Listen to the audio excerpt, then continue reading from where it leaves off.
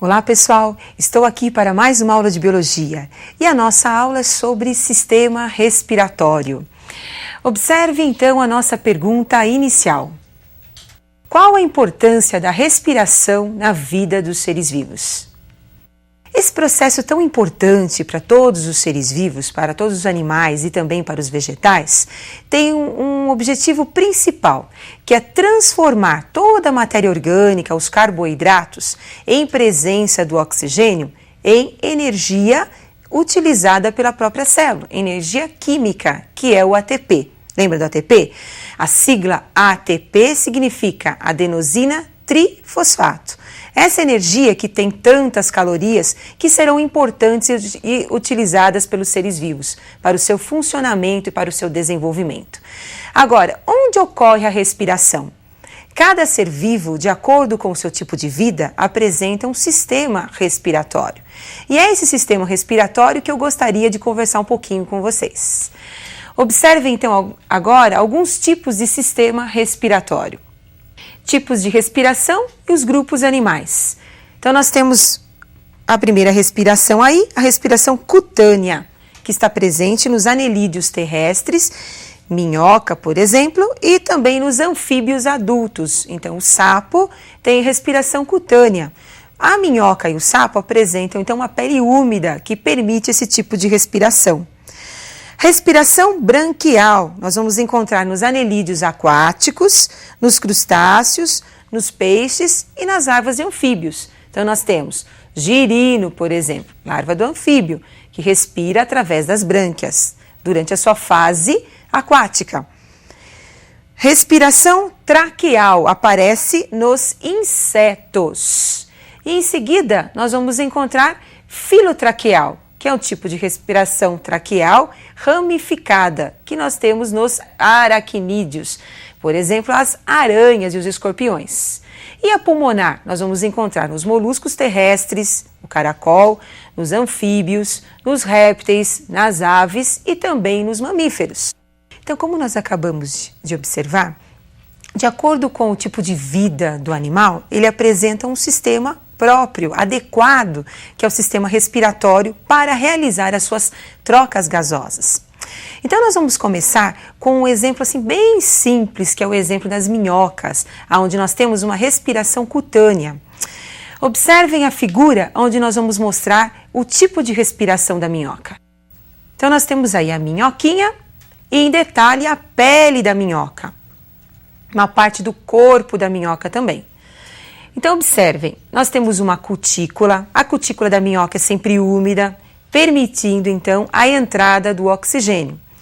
Esse gás, através da difusão, ele acaba passando pela epiderme, pelo tecido muscular, atinge o capilar, que é o vaso sanguíneo, e é levado então para todas as células do animal. Ao mesmo tempo que você tem a entrada do oxigênio, nós temos também a saída do gás carbônico, do dióxido de carbono, seguindo o mesmo trajeto.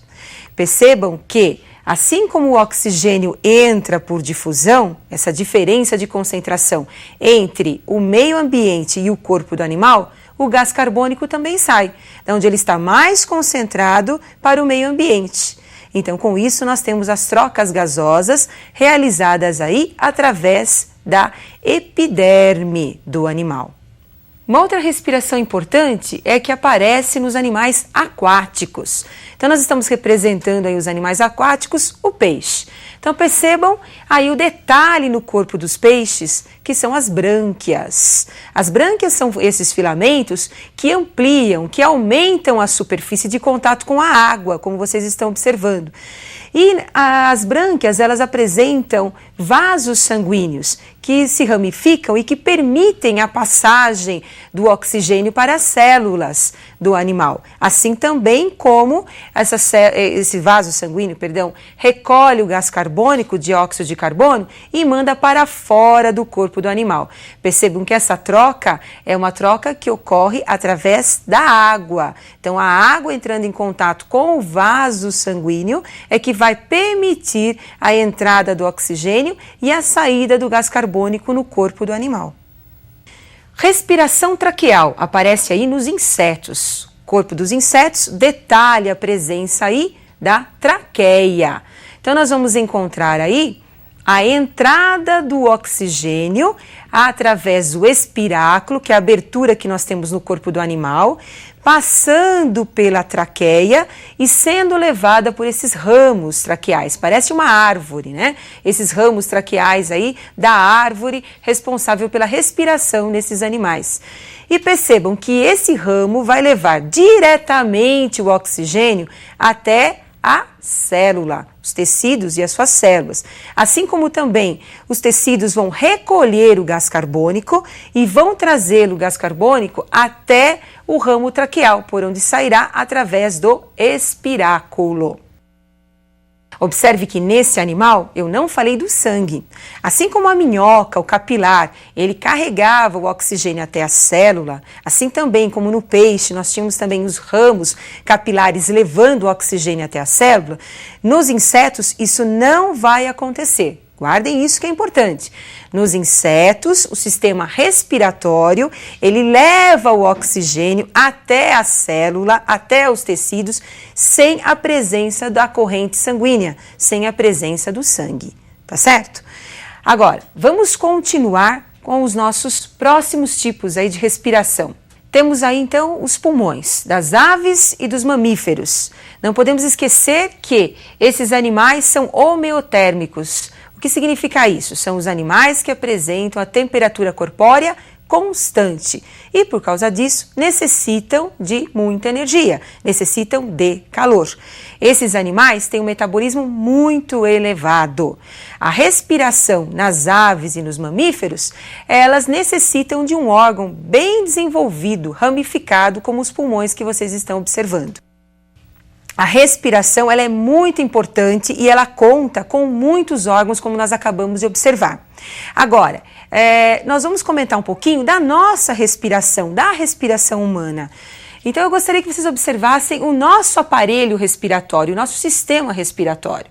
Então, o sistema respiratório humano, ele tem presença das fossas nasais, onde nós vamos encontrar os pelos, né, curtos, e o muco, que vão ajudar no processo de defesa da entrada de micro-organismos. Nós temos também o aquecimento do ar, quando ele penetra pelas fossas nasais, pelas ramificações sanguíneas que nós vamos encontrar nessa região.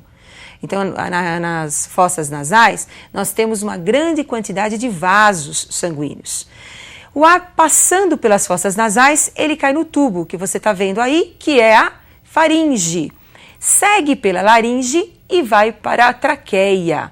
E da traqueia, nós vamos ter a ramificação aí para os pulmões. Então, nós temos detalhe de um pulmão do lado direito, pulmão do lado esquerdo, e nós temos o brônquio, que é uma ramificação aí da traqueia, penetrando internamente nos pulmões. Percebam que os pulmões, os bronquíolos, na verdade, vão se ramificando na região interna dos pulmões e no final dos bronquíolos nós vamos encontrar esses sacos que vocês estão observando, que são os alvéolos pulmonares. E são nesses sacos que nós vamos encontrar a hematose, as trocas gasosas, a entrada do oxigênio e a saída do gás carbônico. Os alvéolos se ramificam aumentando tanto a superfície do pulmão que, se você for medir a superfície interna de um pulmão humano, nós teremos cerca de 150 metros quadrados de superfície interna do pulmão, e tão ramificado que é nosso pulmão. A importância disso é permitir ao animal buscar maior quantidade de oxigênio para produzir maior quantidade de calor, já que os mamíferos são animais homeotérmicos. Agora, como é que ocorre o controle da nossa respiração? Como é que ocorrem essas trocas gasosas? Então, observem as figuras agora. Então, nós temos aí os movimentos respiratórios. Observem. A entrada do ar, movimento de inspiração. Participação do diafragma, a saída do ar, movimento, expiração. Então, o que nós temos aí na inspiração? O pulmão, ele entra em retração, diminui o volume, aumentando a pressão interna em relação à atmosfera. Assim, o ar se desloca do interior dos pulmões através das vias respiratórias para o exterior. Então, nós temos aí a expiração, a saída do ar. Agora, para o ar entrar, nós temos que ter a pressão externa maior do que a pressão interna. Como é que isso vai acontecer? Então, o ar ele vai se deslocar do exterior para as vias respiratórias até os pulmões, para o interior, né, dos pulmões, através dessa diferença de volume que nós vamos encontrar nos pulmões.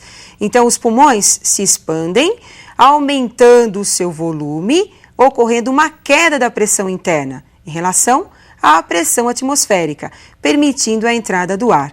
Obviamente que essas diferenças de pressões internas e externas são controladas pelo diafragma, pelo movimento do diafragma e também pelo movimento dos músculos intercostais. Mas esses movimentos, eles são controlados também pelo sistema nervoso. Uma região do sistema nervoso importante, que é o centro respiratório, é o bulbo. Detalhe do bulbo. Observem aí a localização do bulbo, na base, né, do cérebro e próximo aí da medula raquidiana. Bom, acabamos de observar todo o nosso sistema respiratório. Agora, como é que ocorre o transporte dos gases respiratórios até as células? Depois da hematose, das trocas gasosas, como é que o oxigênio atinge a célula? Então, observe uma tabelinha bem simples para vocês lembrarem sempre no momento difícil. Então, nós temos aí os gases respiratórios, o oxigênio e o dióxido de carbono, CO2. O oxigênio é transportado 3% pelo plasma sanguíneo, dissolvido no plasma sanguíneo, que é a parte líquida do sangue. E 7% do CO2 é transportado também pelo plasma sanguíneo. 97% do oxigênio é transportado pela combinação com a hemoglobina. Hemoglobina é aquela proteína que nós encontramos no interior das hemácias. A maior parte do oxigênio é transportada pela hemoglobina. Enquanto que o dióxido de carbono, a maior parte do dióxido de carbono é transportada na forma de bicarbonatos, que são os sais presentes aí no sangue. Então, como acabamos de observar, a respiração é importante para os seres vivos. E como é importante? Porque através da respiração nós temos a entrada do oxigênio e o oxigênio vai até a célula, onde vai ocorrer o que nós chamamos de combustão, queima do carboidrato. E esse carboidrato, que é a glicose, vai liberar a energia que nós vamos utilizar durante as nossas atividades vitais. Muito bem, e eu aguardo você para a nossa próxima aula de Biologia. Até mais!